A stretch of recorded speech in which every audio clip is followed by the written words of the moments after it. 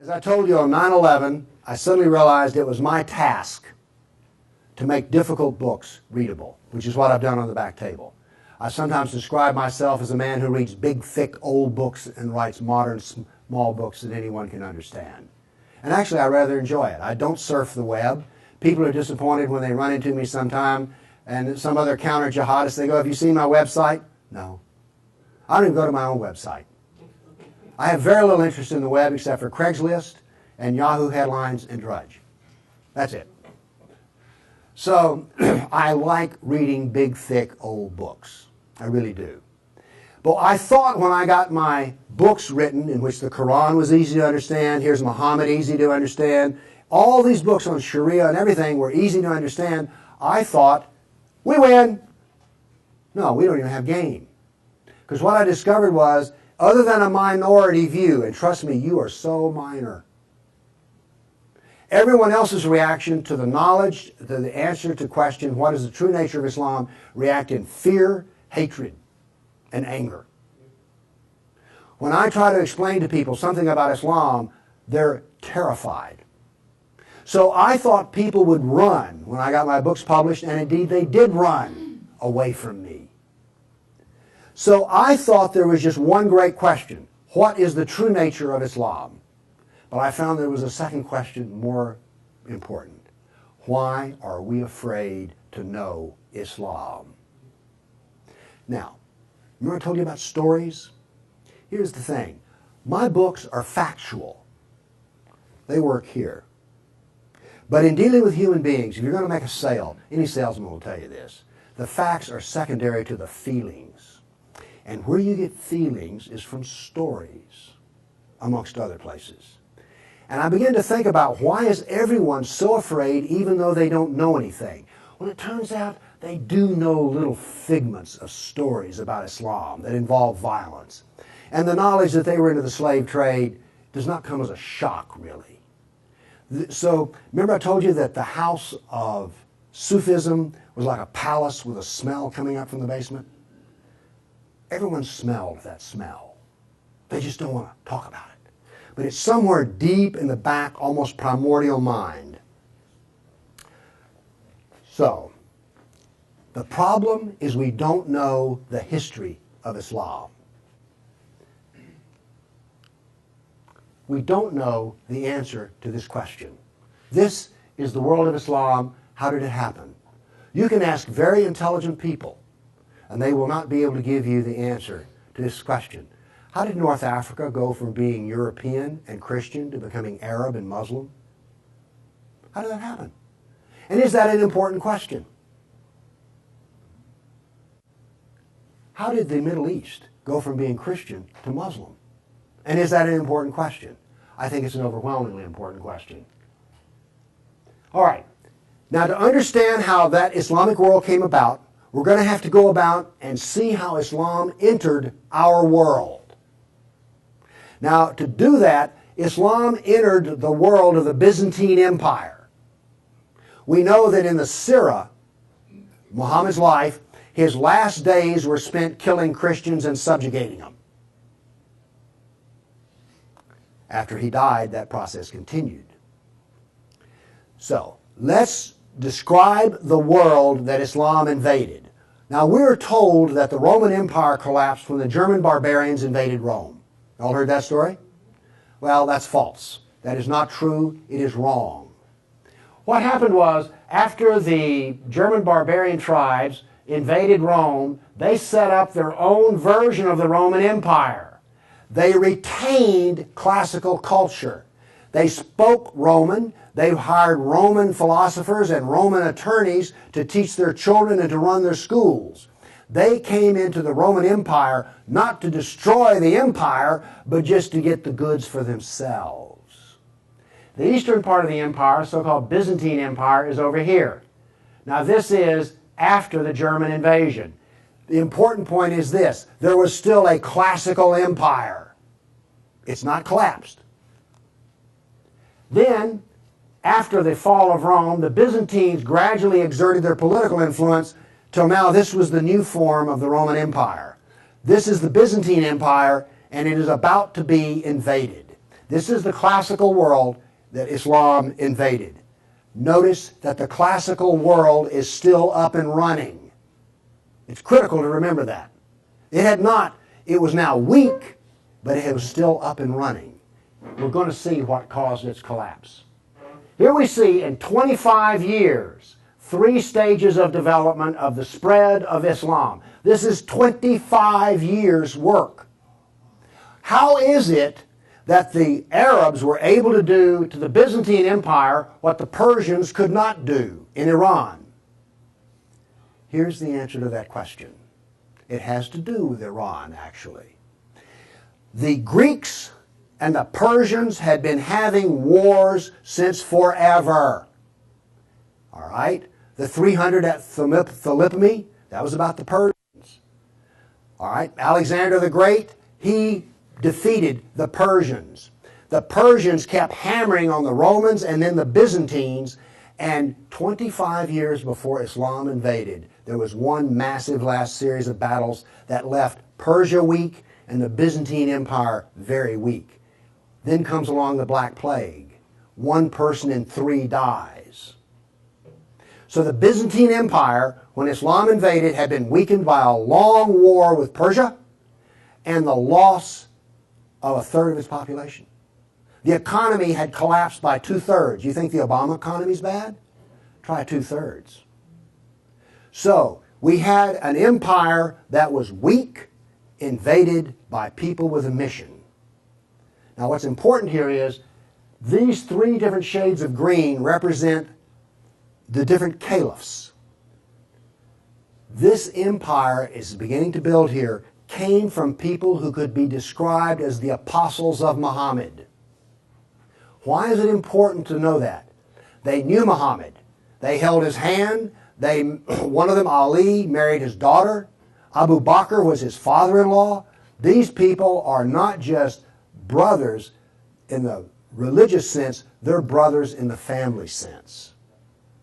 They knew Muhammad like I know my wife. And what did they do? Did they go out preaching the Quran? No, they didn't. They picked up their swords, got on their camels and horses, and went out whacking Christians and Persians. That is, this is the true nature of Islam. Here you see it. This is the fruit on the tree. Massive destruction. Now notice something else that's happened here. Egypt is the breadbasket of the Mediterranean. Syria, the heart of the intellectual world of the classical empire. In 25 years, the classical civilization lost its ability to feed itself and lost its biggest brain trust. This destroys classical Christianity. Christianity that we have today is a bloody stump of the original Christianity. Why? This destroyed the heart of it, transformed it. The first stage of the annihilation of classical empire, gone. The heart of it's gone. Okay. A century later, notice over here in Spain, 750 AD, Spain is already Muslim. This is rapid fire conquest. This is going to become very important because this happened as it were in the life of a nation overnight.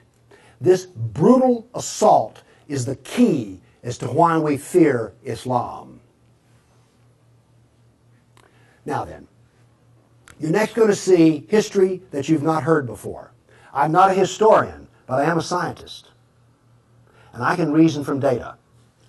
I knew, once I read the story of Muhammad, that I had been fed a pack of lies about what caused the Dark Ages. Roman barbarians didn't cause the Dark Ages. First off, these barbarians were Germans. These are the same people who made Germany. You tell me they were too stupid to learn how to do Roman law and stuff? Of course not. They were very intelligent people. They didn't cause the collapse. But that's the classical theory. If you go to Vanderbilt, that's what they'll teach you. Here we go with the data. There has recently been a lot of classical ancient works that have been translated and put into a database format so they can be accessed. There's been massive archaeological research under the ocean and at the edge of the Mediterranean. From this archaeological research, we're able to track history and economies. All right? That figure I gave you about how the economy collapsed, that came from the study of sunken vessels.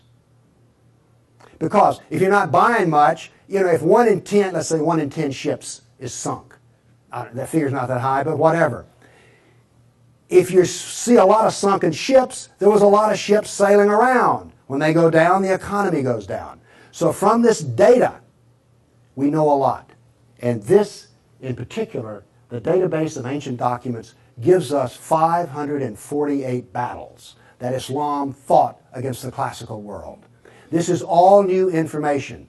I've talked with people who consider themselves history buffs, and they go, well, let's see, battles of Islam against Europe. Let's see, we've got the invasion, we have Tours, we got the invasion of Gibraltar, we've got Lepanto, Gates of Vienna, collapse of... Okay, that's 5.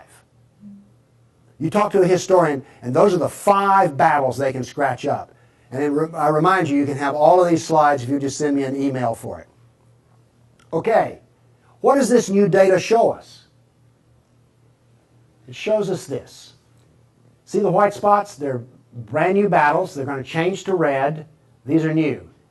Every time, we're going to show you this all over again. Every tick is 20 years. The new battles for that 20-year period come up in white. Then they fade to red to show you the history. So white's what's happening right now. Red has happened. Let's see how these 548 battles act out over. We're going to watch, in 70 seconds, we're going to watch 1,200 years of conquest. Look how fast this is happening. Bam! Here comes... You didn't know France was hammered that hard, did you? You heard of Tours. Watch what's happening in Spain and the islands. Now, many of these raids or battles, if they're at the coastline, are slave raids. The slaving that took place in here was extensive and went on and on. All of this work is also happening now then. We're now into the Golden Age of Baghdad. This is the punishment that's being handed out to Christians everywhere. In Spain, after one battle, there were knights' heads were cut off and they made a pile so high that a man on horseback couldn't see over them. All of the European civilization in North Africa is now gone. I have a question. Have you read the 13th tribe? No. Okay. Now, pretty soon, and by the way, there will be a period of time, and you can see the clock running up here, there will be a brief blip of 5 battles that occur in North Africa, the Barbary Pirate Wars. We're on there. Okay? Now then, Byzantium has fallen. Now then, Eastern Europe is being hammered. Notice that it is relentless. It doesn't stop. This is the history that you're never told about. This is the history that explains how all of this came about. Now then, they're getting slower because Islam is becoming weaker.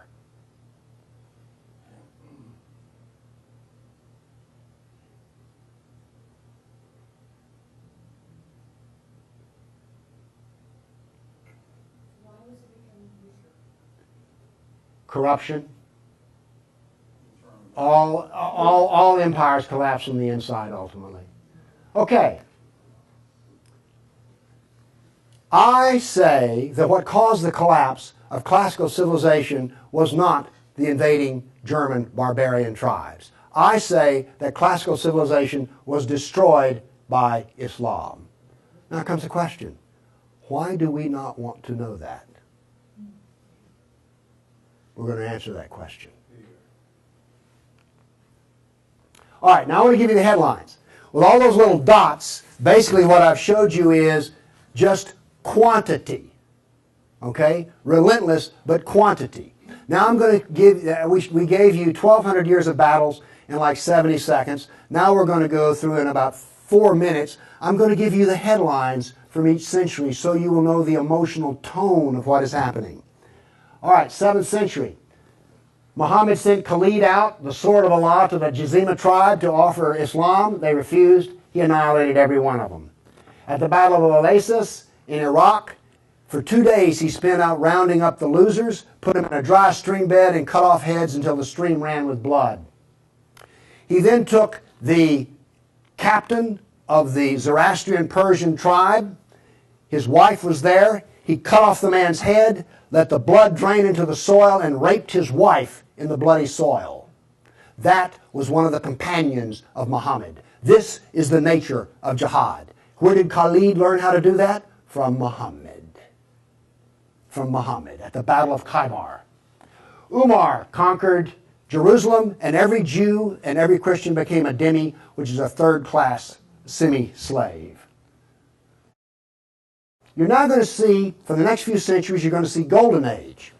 We're told this myth of the Golden Age, how wonderful Islam is. So here's what's happening during the Golden Age. They started attacking Sind, which is the Hindus. 26,000 Hindus died. Armenian nobles were herded into a church after a debate, and the building burned down on top of them. At Ephesus, 7,000 Greeks are enslaved.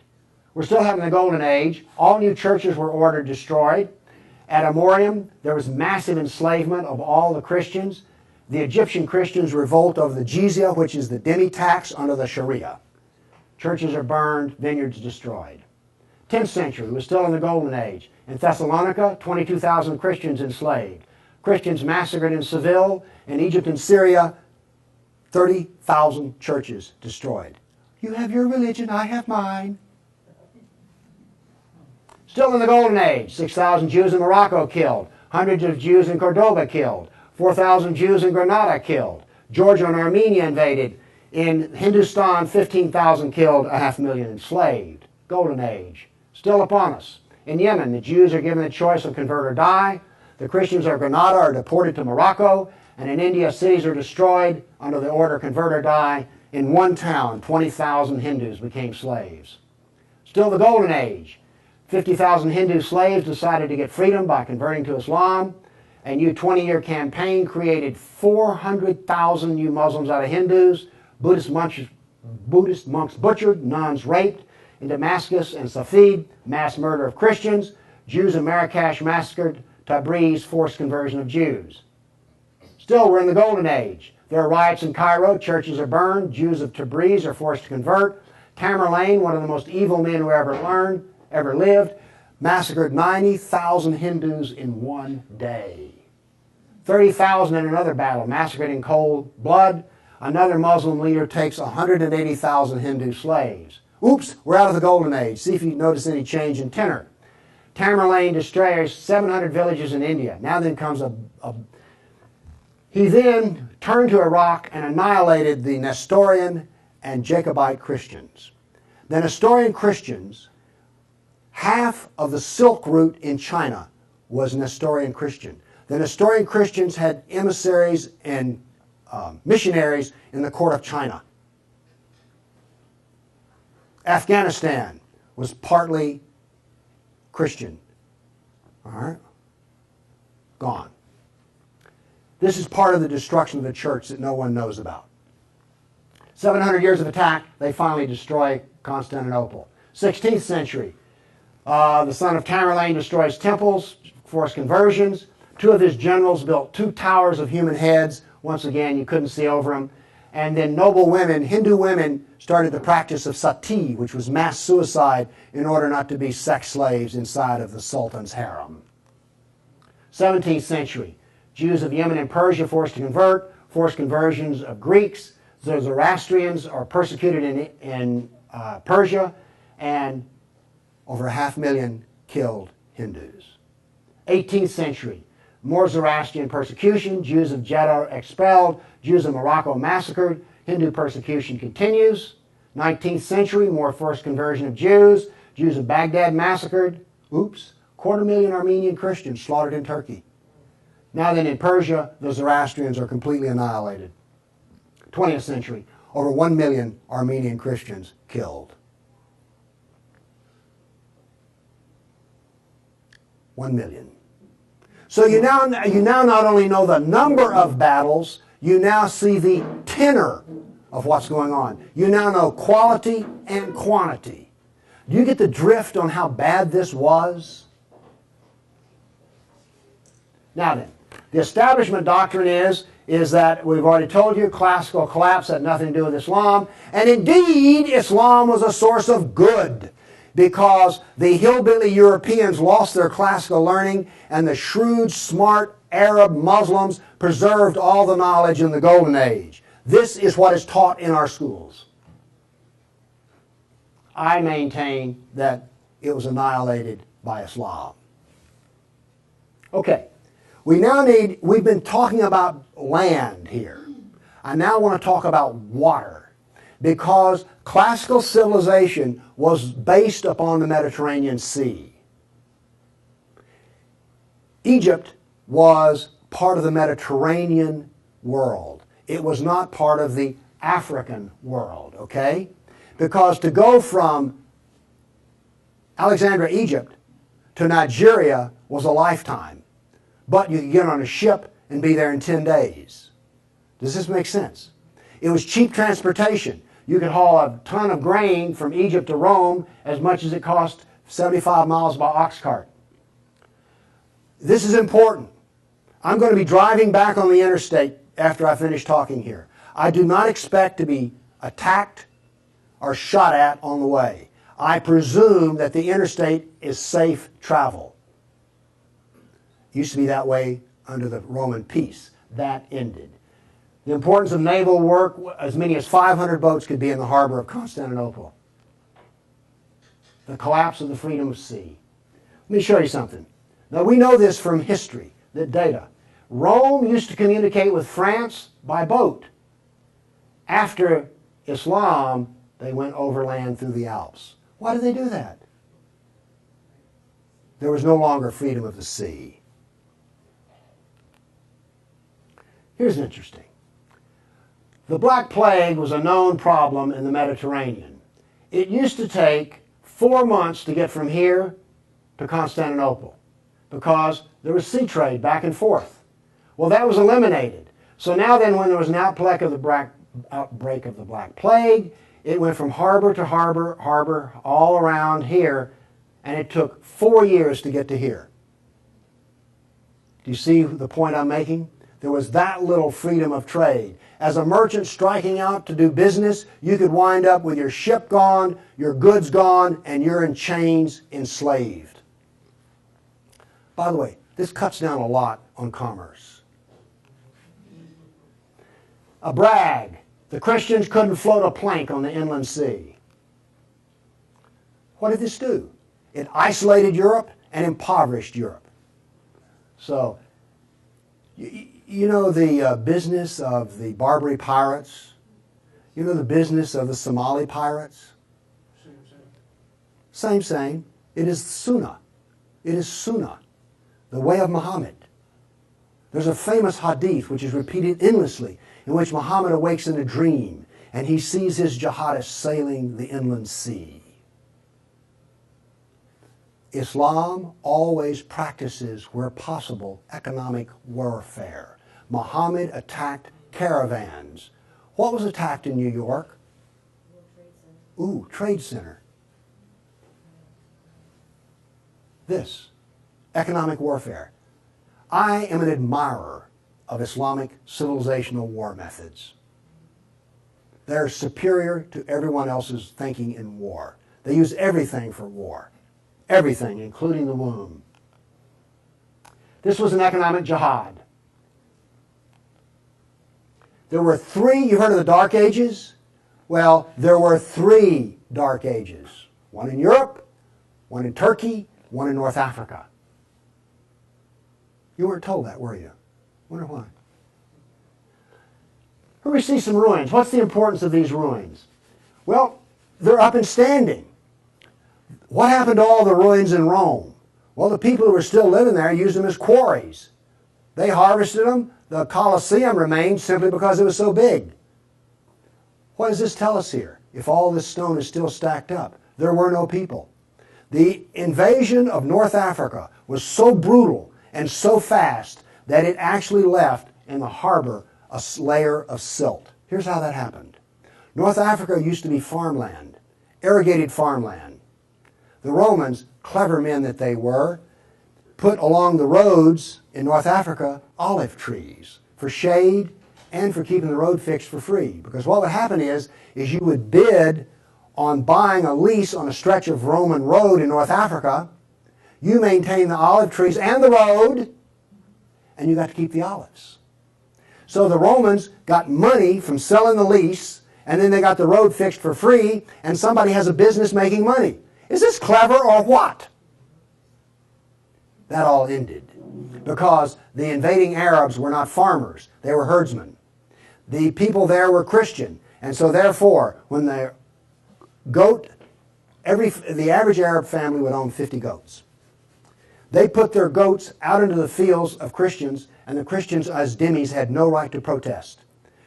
Between death and the erosion of the crops, this produced a layer of silt in the harbors. So that's how brutal, hard, and fast came about this collapse of economy in North Africa. What was left for a European economy? Furs, lumber, swords, and slaves. We're now really getting to one of the points where we don't want to know this history. Anybody here all real proud about how some of your ancestors were taken off a coast in Italy and then put into a harem in North Africa? And now you have children from that who are distant relations? You see, you may have distant relations in the Arab world you don't know about, because 1 million Christians were sold into slavery. And by the way, the Venetians helped to do that. And another embarrassing piece of news is this. The Jews were very big in the trans-Mediterranean slave trade. Nobody comes out of this looking good. No one looks good. Are you also beginning to see, like, I don't think I want to know any more about this history at all? Okay? Are you catching on here? All right. Now, the other thing we're told that's so bad about Christianity and so pitiful about those poor Muslims are the Crusades. Who's ever heard this? Well, the Crusades, oh, that's so embarrassing. Gosh, you know, we got out of Europe, we went over there and invaded the Arab lands, and then we killed them and hurt them, and like, oh, I've heard preachers wallow in pity about how drastically bad the Crusades were. All right, first off, Islam, remember, it destroyed 30,000 churches. The Jews and Christians were dhimmis. There was infinite number of brutality against Christians. Christians were fleeing the Middle East, and the Byzantine Emperor appealed to the Pope, help us, please. Now, this was a big thing to do because the Byzantine Emperor and the Pope did not get along at all. But these were desperate people. And what did the Pope look out and see? This is the world that he saw in 1100, the time of the First Crusade. Well, let's see. This much of Spain is Muslim, and we're getting our behind kicked on a regular basis. Oh, well, this Christianity's gone. Oops, this Christianity's gone. And look at all the battles in the non-Christian, in the areas that are still Christian. Do you see the geopolitical problem that the Pope was facing here? This was not just some, we'll saddle up, get on our horses, and go steal from them Arabs, which is what you're told. This is the political picture. But now then, let's do this. Let's look at a battle map for the Crusades. Let's be fair. I showed you the jihad map. Now here comes the Crusade battle map.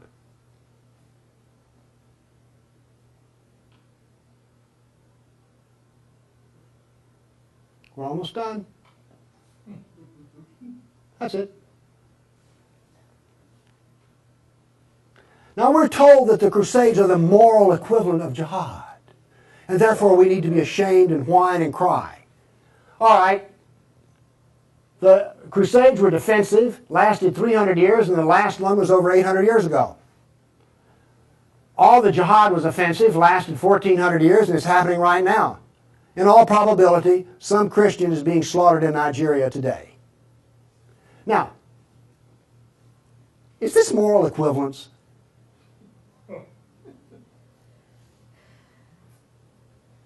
Why won't they teach this in a church school?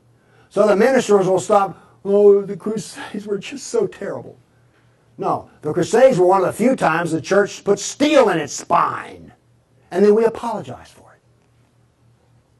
Now then, let's go to the great benefits of Islam. We're told about two different golden ages. We're told about Andalus, the wonderful empire in Spain, in which there was multicultural peace. And Jew and Christian and Muslim all lived together in a golden age in Europe. You ever heard that? Well, here we go. This is the battle map of the Golden Age in Andalus. Now, while all this is going on, orders for slaves are being filled. The first slave order out of Spain was the Caliph ordered up 3,000 blonde virgins. They were shipped out of Spain. Battles are going on in which Christian knights die. But notice something here. The Christians won't quit fighting. This is going to take 700 years, and there's going to be nearly 150 battles fought. Where was this caliph located? There was more than one caliph at the time. This was a caliph in North Africa. Okay. Now then, looking at this, do you understand why when Isabel and Ferdinand were finally in full power, they told every Muslim in Spain to get out of here? They drove everyone out. Okay. My question for you is this. Was Andalus a multicultural golden age or a reign of terror? I claim it was a reign of terror, and it was not a golden age at all. And yes, there were a few people who had it good. The elites had it good. There were some rich Jews and rich Christians that had it good. Also, otherwise, there was constant war, slavery, and Christians had to wear robes so you could tell a Christian from a block away. And a Christian couldn't carry a sword, and they paid special taxes. And then we come to the question, why are we told this story? Now we have the Baghdad Golden Age. Here we go. This is all the battles that are fought during the period of the Golden Age in Baghdad. Now, not only are they as busy as they can be killing Christians, but they're also busy establishing the Sharia doctrine. They're also busy establishing the Hadith doctrine. And they're also busy in doing things like slave trading. You know all those exotic pictures you've seen of the harem? They're sort of pre-Playboy sexy, beautiful women in gauzy outfits. All of those women were Christians. Less romantic sounding, isn't it?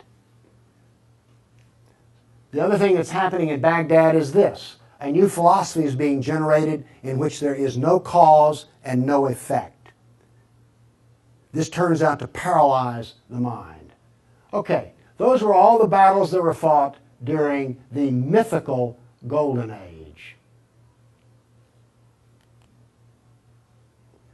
Okay, during the Golden Age, Christians and Jews were dhimmis, Christians were sex slaves. Here's one that gets me.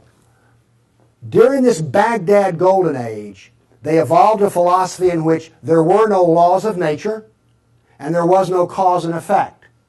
I'm a scientist. We work off of two laws, the law of contradiction, does the data contradict the data, and the law of cause and effect.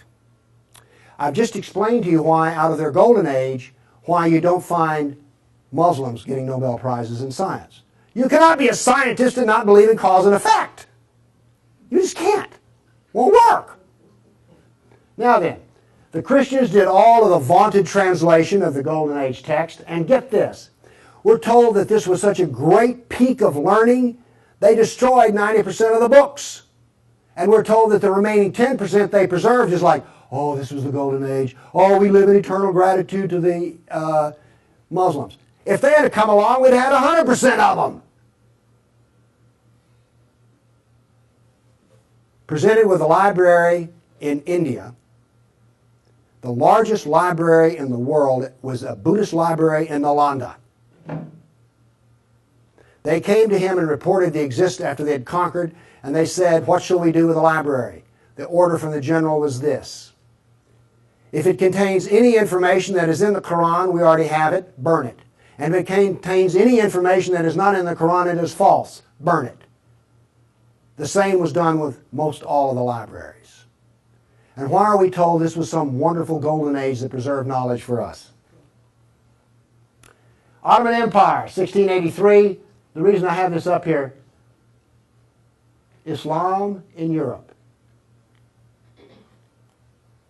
That's the world today. I've now explained to you how this world came about. It came about through relentless, brutal persecution of everyone who was not a Muslim. Now then, let's change to modern times. All of that work stops in 1922. This works off a database of 19,000 jihad attacks since 9/11. There are things like this. I know the date, the country, the city, how many killed, how many injured, and a description. Now, when you present a guy like me with 19,000 pieces of data, I start asking questions. How do we make this make sense? So let's make it make sense. By the way, you did hear all about these 19,000 attacks in the Tennessean and the local newspaper, didn't you? You did hear about this. It was on the nightly news. We heard about Fort Hood. Oh, the workplace incident. Oh, yeah, I got that. All right. Anyway, moving along here. This, by the way, is where all these took place. I think that's interesting. And you'll notice something. This is the Islamic world, and it all centers around it. But notice how much is happening in Europe.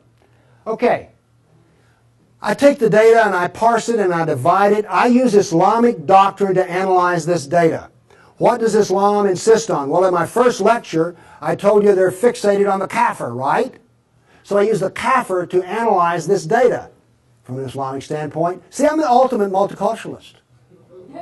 No, really. I'm the only person you've ever met who analyzes Islam on the basis of Islam. Here we go. Here we have, in the last 10 years, the total number of attacks. In the green, we have Muslim on Muslim violence. You mean a Muslim will kill a Muslim? Really? They're doing it in Syria as we speak, right? Remember Iran, Iraq? Okay. Then we have the only one I care about. I mean, my motto here is sell weapons and intelligence to the loser. I'm very serious. You think I'm joking. Okay, here's our story right here. Stays pretty level. That's interesting. By the way, there's hardly a day in which there's not a jihad attack. Modern jihad is relentless, just like classical. Oh, by the way, one of the things this curve proves right here, Islam is bad for Kafirs. Islam is bad for Muslims. Islam is bad for Muslim and non-Muslim. That's what this data shows us. You want to argue with that? Okay, modern jihad is relentless. But what did we see in the other battle map? It was relentless. There are two types of jihad, against the kafir and against Muslim. You see, every time they kill a Muslim, the reason in Syria they're killing other Muslims, they're not real Muslims. Okay? Now then, we've introduced, however, a new phenomena. The mom and pop non-state jihadi shop. Okay? All of those battles up to 1922 were out of the caliph. Okay? We now have non-state jihad. That is all that is different. Okay, jihad attacks per year. I just chose the top 4 nations. But this doesn't really give us what we want because Israel's teeny-weeny and India's great big, so let's do this on per capita. Now then, Israel, I bet you were surprised about Thailand. You didn't know that Thailand was getting whacked on a regular basis, did you? And look, here's a Christian nation, the Philippines, ranks number 3. And in India was Hindu. Oops, wait a minute. Do you know what I just told you? Jihad is against the Jew, the Buddhist, the Christian, and the Hindu. This is the data. Now you go to these dialogues, these multicultural smoozes they have, where the preacher and the rabbi and the imam show up. The preacher and the rabbi show up to tie, the Muslim shows up to win. And then what does the Muslim tell them? Oh, the Christians and the Jews, they're people of the book. Oh, we're brothers in the religion of Abraham with the Christian and the Jew. You know, we're practically the same. We're brothers in Abraham. How's that stuff work out? Well, here's one of your people of the book. Here's another people of the book. Turns out they'll kill a Jew, a Buddhist, a Christian, or a Hindu just as fast as they will another. So much for being brothers in the religion of Abraham. The data does not support the theory. Therefore, the theory is wrong. There is no brotherhood of Abraham except in the minds of people who occupy pulpits. The jihad is against the Jew, the Buddhist, the Christian, the Hindu, and the secularists, by the way. The secularists are the worst of all. Well, maybe worse than the Hindu. It gets hard to know, you know. I mean, really. It's against all kafirs. That's who the jihad is against. The religion of peace. Here we go. 548 battles, 19,000 jihad attacks. In 12 decades and 1,400 years that are jihad-free. Therefore, Islam is 91% violence and 9% peace. So George Bush was 9% right when he declared religion of peace. Constant violence is why? There's a doctrine. The doctrine of jihad is found in the Sirah, the Quran, and the Hadith.